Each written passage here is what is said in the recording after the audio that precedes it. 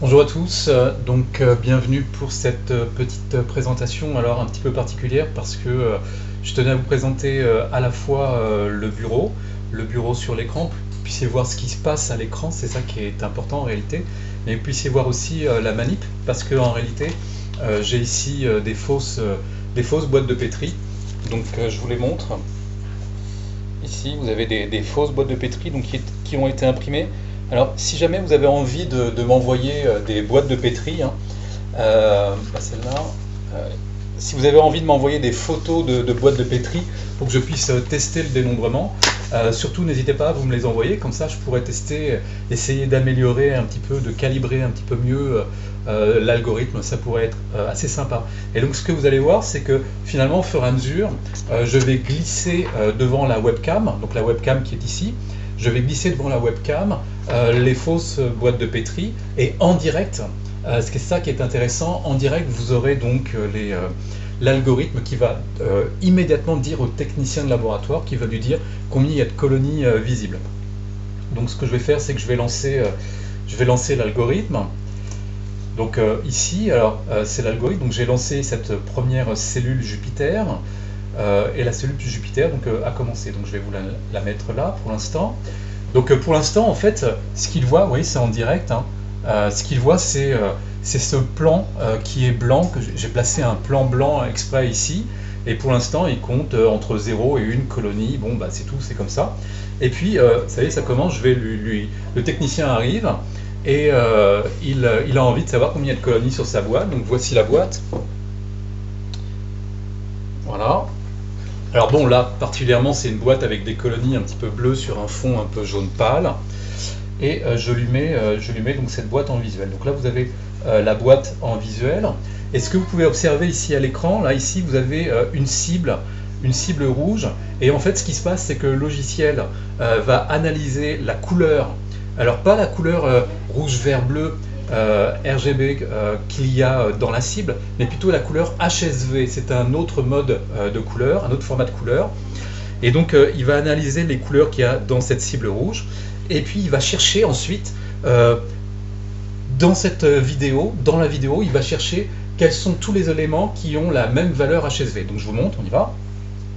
Donc, je vais placer une colonie bleue, je la place dans la cible rouge. Et là, tout de suite, vous avez vu, c'est vraiment immédiat, c'est ça qui est assez génial. Tout de suite, vous avez le script qui vous donne le nombre de colonies. Alors des fois, les colonies, leur couleur, elle est pas géniale et il a du mal à les repérer. Alors il y a une technique pour arriver à les repérer, c'est au lieu de chercher à déterminer quelle est la couleur du bleu, on peut lui demander de déterminer en inverse, en couleur inverse, donc HSV inverse, la couleur du blanc à côté. Donc si je me mets ici sur le blanc, il détecte rien, et puis je vais appuyer ici sur mon clavier sur une touche pour lui dire d'inverser les couleurs, et vous allez voir que ici, là, au niveau de l'inverse, il va passer égal à 1. Donc j'appuie ici, il passe en inverse égal à 1. Et vous avez vu que immédiatement, quand je suis en inverse égal à 1, et bien à ce moment-là, il m'a repéré toutes les colonies bleues. En fait, il ne repère pas les colonies bleues, il repère tout ce qui n'est pas blanc. Et donc, si jamais j'avais des colonies bleues, rouges, oranges, marron, etc., et bien finalement, il compterait toutes les colonies. Bon, c'est intéressant, mais si on veut, si on veut par exemple, déterminer exactement le nombre de bleus, le nombre de verts, etc., il faut plutôt y aller par étapes en utilisant la mesure par cible. Ok? Donc j'enlève l'inverse, ici. Voilà, j'enlève l'inverse et puis on passe à une autre boîte. Donc celle-là c'est fait. On est à 12. On prend une boîte où il y a un peu plus de colonies. Donc je peux me mettre tout de suite en inverse, pourquoi pas. Voilà, là j'ai 31. Voilà, là j'ai 31, je remets l'autre boîte. Voilà, et là j'ai 12. Voilà. Est-ce qu'on a déjà vu un dénombrement qui se fait aussi rapidement? Je suis vraiment pas sûr, hein.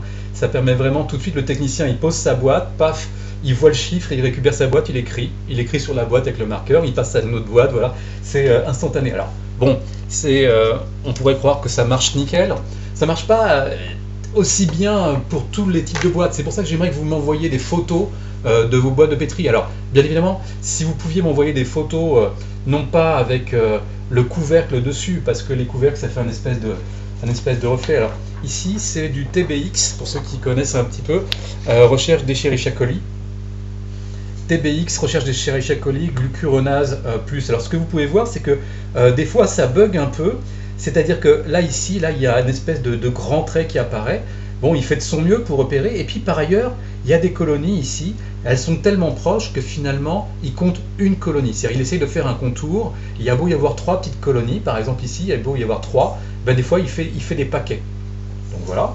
Mais bon, globalement, le technicien, il arrive à évaluer. C'est un petit peu quand on est en spectro et que on a une valeur fluctuante, on dit aux étudiants, bah, vous regardez autour de combien ça fluctue et vous faites une moyenne un petit peu dans votre tête. Ok, on passe à une autre boîte. Bon, j'ai pas mal de boîtes testées. Donc là, je crois que c'est un VRBL, dénombrement. Donc vous voyez, là encore, c'est immédiat. Je suis en inverse. En inverse, ça marche pas mal, mais je fais pas toujours en inverse. Des fois, je le fais en direct.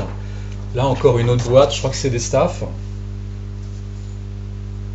Alors, vous voyez, ça dépend. Des fois, ça marche super bien. Des fois, c'est plus difficile. Donc, alors là, c'est une boîte à Sébastien. Salut Sébastien, je t'ai piqué une boîte sur ton site.